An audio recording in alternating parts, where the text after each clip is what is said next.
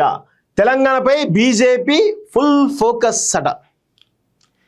ఇతర పార్టీల నుంచి చేరికలకు ప్లాన్. రాష్ట్రానికి ఎక్కువ కొడుతున్నట్టు పార్టీ పెద్దలు. మొన్న రాజ్నాథ్ సింగ్, నితిన్ నబీన్, నిన్న నడ్డా, నేడు అశ్విని వైష్ణవ్. ఇతర పార్టీ నేతలకు తలుపులు తెరవాలని దిశానిర్దేశం. మరోపక్క రాష్ట్ర సర్కారు వినతులకు ఎట్టకేలకు మోక్షం. ఆ తాడిచెర్ల 2 గని కేటాయింపు, మెట్రో, ధాన్యం టార్గెట్ పెంపు అంశాలపై కిషన్ రెడ్డి చొరవ, రాష్ట్ర రాజకీయాల్లో చర్చ. సో ఇక్కడ బీజేపీ ఫుల్ ఫోకస్ ఇస్తున్నాడు. ఏం లేదు, ఫుల్ ఫోకస్ అంటే కేవలం పార్లమెంటుకు సంబంధించిన సీట్ల మీదనే ఫుల్ ఫోకస్ ఉంటుంది తప్ప అసెంబ్లీ స్థానాలపైన ఫోకస్ తక్కువ పెట్టుకుంటారు. ఎందుకు అంటే మీరు రాసి పెట్టుకుని వాళ్ళకు పార్లమెంట్లో కేంద్రంలో అధికారులు ఉండడమే కావాలి తప్ప రాష్ట్రాలు, ఈ సౌత్ ఇండియా సంబంధించిన రాష్ట్రాల్లో అధికారులకు రాలేదు. ఎందుకంటే ఎఫర్ట్స్ ఎక్కువ పెట్టినా ఇక్కడ గెలవలేమేమో, అనవసరం ఎఫర్ట్స్ పెట్టి వేస్ట్ అనేది వాళ్ళకున్న అభిప్రాయం. సో నేను గతంలో కొంతమందితో కూడా మాట్లాడి ఢిల్లీకి సంబంధించిన కొంతమందితో మాట్లాడితే కూడా వాళ్ళు చాలా స్పష్టంగా చెప్తున్నారు. ఏమనంటే బీజేపీకి తెలంగాణలో అధికారులకు రావడానికి కాకుండా వాళ్ళకు ఎంపీ సీట్లపైన ఎక్కువ ఫోకస్ ఉంది. వాళ్ళు అందుకే పెద్ద పట్టించుకోరు. 100% ఈ చేరికలు ఎవరైతే చేరుతున్నారో వాళ్ళు కూడా పెద్ద ఏముండదు, అది కూడా కొన్ని రోజులు అయిపోతుంది. వాళ్ళు కూడా ఎంపీలు అయిపోయి తర్వాత గవ్య పదవులు ఉంటాయి తప్ప పెద్దగా రాష్ట్రంలో గ్రామాన బీజేపీ జెండా ఎగరేద్దాం, గ్రామాన ఓటు బ్యాంక్ పెంచుకుందాం అనేటువంటి పరిస్థితిలో లేరు. అంత దారుణంగా ఉంది పరిస్థితి. ఇప్పటివరకు కూడా హైదరాబాద్ సంబంధించిన ప్రాంతాల్లో తప్ప ఎక్కడ రూరల్లో పెద్దగా ప్రభావితం లేదు. ఎందుకంటే రూరల్ ఓటు బ్యాంక్ మీద డిపెండ్ అయ్యే రాసి పెట్టుకోండి, రూరల్ ఓటు బ్యాంక్ డిపెండ్ అయ్యే పార్టీలు అధికారులకు వస్తాయి తప్ప ఇది అర్బన్లో మేము బలంగా ఉన్నాం కదా అధికారులకు వస్తాం కదా అనుకోవడం భ్రమే.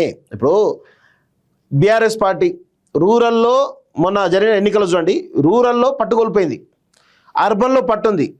అర్బన్లో ఎన్ని సీట్లు చూసాం కదా, ఏమైంది, అధికారం కోల్పోయారు. అదే కాంగ్రెస్ పార్టీ రూరల్లో పట్టు పెంచుకున్నది, రూరల్ ఓట్ బ్యాంక్ తోటే గెలిచి అధికారులకు వచ్చింది.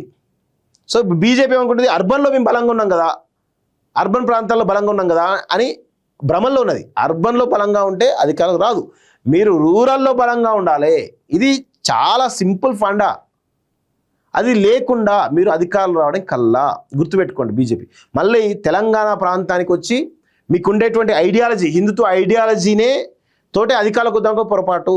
ఎందుకంటే 100 సంవత్సరాల నుంచి హిందుత్వ ఉద్యమం నడుస్తూ ఉంది ఈ దేశంలో. ఈ తెలంగాణలో కూడా 100 సంవత్సరాల నుంచి తెలంగాణ ఉద్యమం నడుస్తూ ఉంది.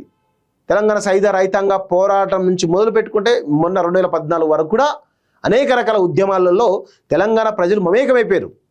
మొన్న పవన్ కళ్యాణ్ మీ అయ్యే జాగిరా అని ఒక మాట అంటే చాలు తెలంగాణ ప్రజలు తిరగబడి ఎట్లా తరిమిరో చూసారు కదా. సో ఆ సెంటిమెంట్ ఇంకా ఉన్నది ప్రజలలో. తెలంగాణ అనేది చాలా బలమైనటువంటి సెంటిమెంట్ ఉన్నది.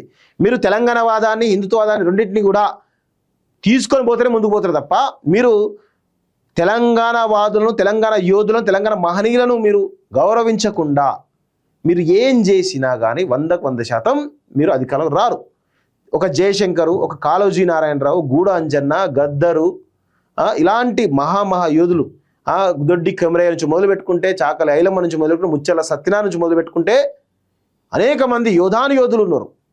తెలంగాణ కోసం వివిధ రూపాలలో ఉద్యమాలు చేసిన వాళ్ళు, వివిధ సమయాల్లో తెలంగాణ రైతాంగ సాయుధ పోరాటం కావచ్చు, తర్వాత ఇడ్లీ గోబ్యాక్ సాంబార్ ఉద్యమం కావచ్చు, సో ముచ్చల సత్యనారాయణ గారు స్టార్ట్ చేసినటువంటి ఈ ఉద్యమం కావచ్చు, తర్వాత 1969 ఉద్యమం కావచ్చు, తర్వాత మలిదశ తెలంగాణ ఉద్యమం కావచ్చు. అనేక మంది మహనీయులు ఉన్నారు కదా. ఆ మహనీయులు ఎవరైతే ఉన్నారో వాళ్ళను గుర్తించకుండా, వాళ్ళ యొక్క త్యాగాల్ని గౌరవించకుండా, వాళ్ళని అవమానపరిచే విధంగా, తెలంగాణ ఉద్యమాన్ని కించపరిచే విధంగా మీరు పవన్ కళ్యాణ్ లాంటి వాళ్ళని తీసుకొచ్చేసి ఇక్కడ తెలంగాణ రాజకీయాల్లో మీరు నీచ స్థితికి దిగజార్చాలని చెప్పేసి అనుకుంటే బీజేపీని కూడా తిరస్కరిస్తారు తెలంగాణ ప్రజలు. మీరు తెలంగాణ ఉద్యమాన్ని గౌరవించాలి, తెలంగాణ వ్యతిరేక శక్తులు ఎవరైతే ఉన్నారో పవన్ కళ్యాణ్ లాంటి వాళ్ళను, లేకపోతే చంద్రబాబు నాయుడు లాంటి వాళ్ళను మీరు తెలంగాణలో అడుగు పెట్టనీయకుండా మీరు చేస్తే మీకు వస్తుంది. లేదు అంటే మాత్రం మేము అర్బన్లో బలంగా ఉన్నాం కదా అని మీరు ఏదో విధంగా పవన్ కళ్యాణ్ లాంటి వాళ్ళని తీసుకొచ్చేసి మీరు ఇక్కడ ఏదో అలజడి క్రియేట్ చేయాలని చూస్తే అది బీజేపీకే మైనస్. పవన్ కళ్యాణ్ ఎంట్రీ తోటి జనసేనకు ప్లస్ అయితే మైనస్ అయితే పక్కన పెడితే బీజేపీకే అత్యధిక మైనస్ జరిగేటువంటి అవకాశాలు ఉన్నాయి. ఇది బీజేపీ ఇంకా అర్థం చేసుకోకుండా ఏపీలో ఉన్నటువంటి నీచ రాజకీయాలని ఇక్కడ తీసుకొద్దాం అనేటువంటి ప్లాన్లో భాగంగా బీజేపీ ఒక అడుగు వేస్తూ ఉంది. కానీ తెలంగాణ సమాజం ఎట్టి పరిస్థితులను అట్లాంటి వాటిని యాక్సెప్ట్ చేయదు, గుర్తుపెట్టుకోండి.